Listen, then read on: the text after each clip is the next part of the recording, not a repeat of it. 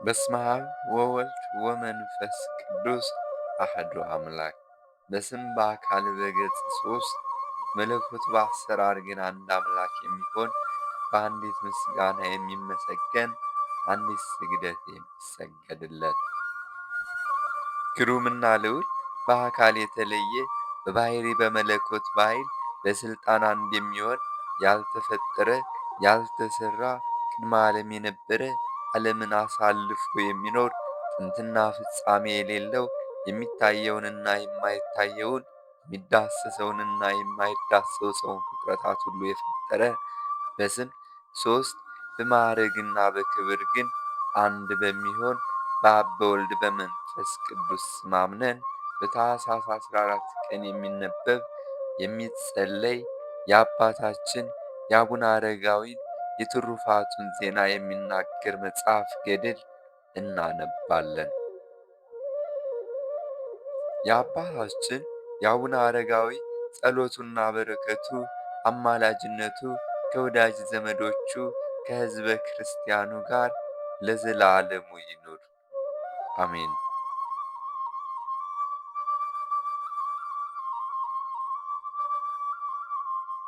ከዕለታት በአንደኛው ቀን አባታችን አቡነ አረጋዊ መንገዱን ሲሄድ ውሎ ከተራራው አጠገብ ሲደርስ አንዲት ከላይ ወደ ታች የተንዠረገገች አረግ ወይም ገመድ አገኘና በስሯ 3 መዓልት 3 ሌሊት ሲጸልይ ከቆየ በኋላ የእግዚአብሔር መልአክ ቅዱስ ሚካኤል መጥቶ አንተ እግዚአብሔር ያከበረ ቅዱስ ሆይ ምን ያስጨንቅሃል? አለው።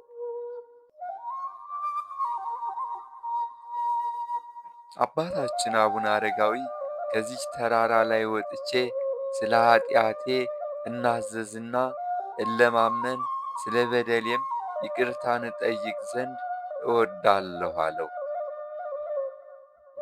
የእግዚአብሔር መልአክም አንተ የእግዚአብሔር አገልጋይ አረጋዊ ሆይ ሰማያዊ ክብርን በመሻት ምድራዊን መንግሥት የናቅ ያቃለልህ ስለ እግዚአብሔር ብለህ ይህንን ኃላፊውን ብልጽግና ንቀህ ሥጋዊ ችግርን በመምረጥ በሰማያዊ መንግሥት ታላቅ ክብር ተዘጋጅቶልሃል። ስለዚህ ወደ ተራራው የምታርግበትን ወይም የምትወጣበትን እግዚአብሔር እስኪልክልህ ድረስ ለጥቂት ጊዜ ታገስ አለው። ይህንንም በሰማ ጊዜ ከችኮላው የተነሳ ልቡ አዘነ፣ መንፈሱም ተጨነቀች። ልቡ በተራራዋ ፍቅር ተነድፏልና ወደ እሷም ፈጥኖ ለመውጣት ቸኩሏልና። ትዕግሥቱ ሰፊ የሆነ እግዚአብሔር ግን የትዕግሥቱን ጽናት የመንፈሱን ጠንካራነት ለመመርመር ፈጥኖ ወደ ተራራው አላወጣሁም።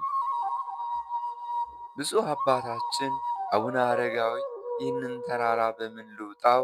እንደ አሞራ ልበር፣ ክንፍ አልተሰጠኝ፣ እንደ ሐዋርያት በደመና ተጭኜ አልወጣ፣ ብቃት የለኝ እያለ በጣም አጥብቆ አለቀሰ። ከዚህ በኋላ እንደ እናትና አባት ዘወትር የሚጎበኘውና የሚያረጋጋው የእግዚአብሔር መልአክ ቅዱስ ሚካኤል ዳግመኛ ወደ እሱ መጣ። መልአኩም እግዚአብሔር ወዳጅ አረጋዊ ሆይ አይዞህ፣ አትፍራ፣ ሥልጣን ተሰጥቶሃልና እስከዚያው በገመዷ ወይም በአረጓ በስተቀኝ በኩል ባለችው ቦታ ተቀመጥ። ወደ ተራራው ጫፍ ያወጣ ዘንድ በገመዱ ፋንታ ቁመቱ 60 ክንድ የሆነ ታላቅ ዘንዶ እግዚአብሔር ይልክልሃል አለው።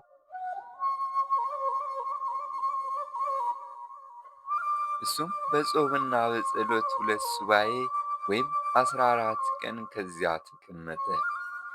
ከዚያም የታዘዘው ዘንዶ በ3 ሰዓት መጣ።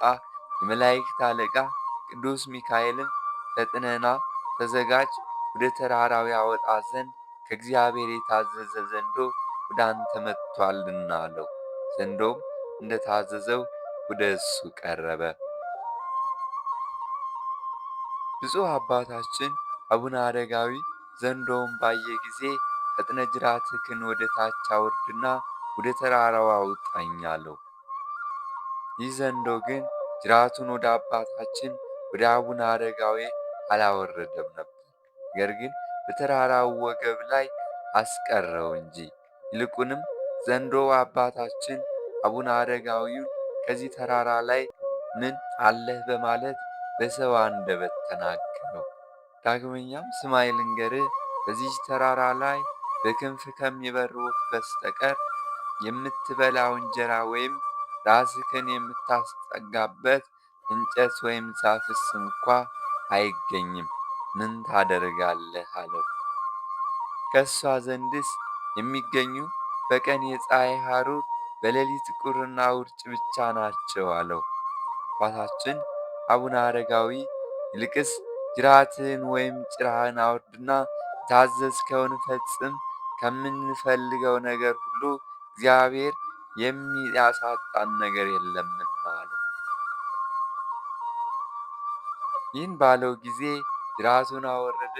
የመላእክት አለቃ ቅዱስ ሚካኤልም አባታችን እንዳይደነግጥና ዘንዶውም በእሱ ላይ ጉዳት እንዳያደርስበት ሰይፉን ይዞ በጎኑ ሆኖ ይጠብቀዋል።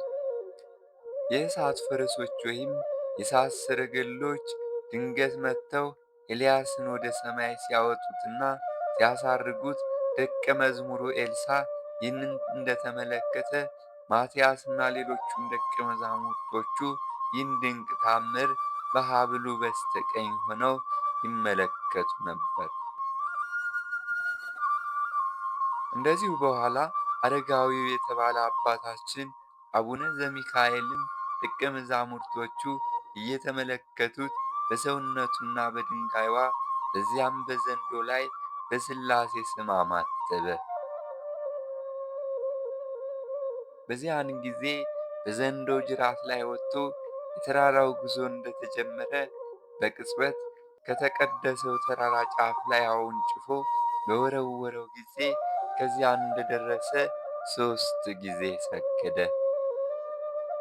ከዚያም ቅድመ ዓለም የነበረ ዓለምን አሳልፎ የሚኖር በመለኮት አንድ ለሚሆን ለአብ ለወልድ ለመንፈስ ቅዱስ ምስጋና ይገባል እያለ አመሰገነ። ስለዚህም ደብረ ሃሌሉያ ተብሎ ተሰየመ። በዚያች ተራራ ላይ ለመኖር ያደረገውን ልመና እግዚአብሔር ሰምቶ ምኞቱን ስለፈጸመለትና ከተራራዋ ጫፍ ላይም በመውጣቱ እጅግ ደስ አለው። ከፍ ያለ ምስጋና ቀረበ። ያችም ተራራ ሁለመናዋ በብርሃን ተመላ፣ አርአያዋም ተለወጠ። ከቀድሞው ይልቅ የድምቀትና የመወደድ ግርማ ሞገስ ተጨመረላት። ብሩህ ደመናም መጥቶ ሸፈናት። መላእክትም እንደ ታላቅ የበዓል አከባበር ስብሰባ ተሰብስበው ከብዛታቸው የተነሳ ተጨናነቁ። በቀንና በሌሊት ያለማቋረጥ ጎበኟት ጀመር። ለሱም እንደ ባልንጀራ እንደ ጓደኛ ሆኑት። በመሸም ጊዜ አንዲት አነስተኛ ዳቦ አንስቶ ባረከ፣ መብላትም ጀመረና ዳቦዋ ግማሽ እስክትሆን ከበላ በኋላ በግማሽ ዳቦ ጠገበ። ለዚህም ነገር እግዚአብሔርን ፈጽሞ አመሰገነው። ቀድሞም ከሄደባቸው ወይም ከጎበኛቸው ሌሎች ተራሮች ይልቅ በዚች ቦታ በረከት እንደወረደ ተመልክቷልና።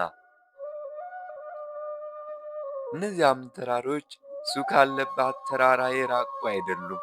ነገር ግን የሰው የጥሪ ድምፅ ወይም ቃል የሚሰማበትን ያህል ቅርብ ናቸው እንጂ። በዚያችም የዳቦ ግማሽ አምሳል ለኋለኛው ትውልድ ምልክት ትሆን ዘንድ እንጨት ጠርቦ ወይም ቀርጾ አስቀመጠ። ይህችም ምልክት እስከ ዛሬ ድረስ አለች። የቅዱስ አባታችን ደቀ መዛሙርትም ከታች ወደ ላይ የሚወጡበት ከላይ ወደ ታች የሚወርዱበት ከታላላቅና ከረጃጅም እንጨት መሰላል ሰሩ። አባታችን አረጋዊ ግን ከዚያች ዕለት ጀምሮ ከሰው ተለይቶ እስከተሰወረባት ቀን ድረስ ምድራዊ ኅብስትን ፈጽሞ አልበላም። ይህችንም ቦታ እጅግ አድርጎ ወደዳት።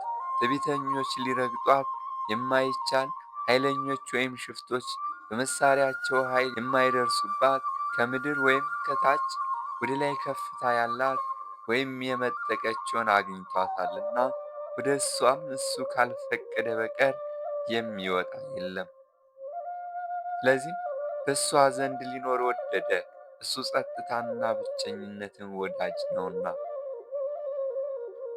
ከእሷ ተለይቼ እስከሚሄድ ድረስ ማረፊያዬ ወይም መጠጊያዬ ይህች ናት አለ። የአባታችን የአቡነ አረጋዊ ጸሎቱና በረከቱ አማላጅነቱና የድካሙ ሁሉ ዋጋ ከወዳጆቹ ከሕዝበ ክርስቲያኑ ጋር ይሁን ለዘላለሙ።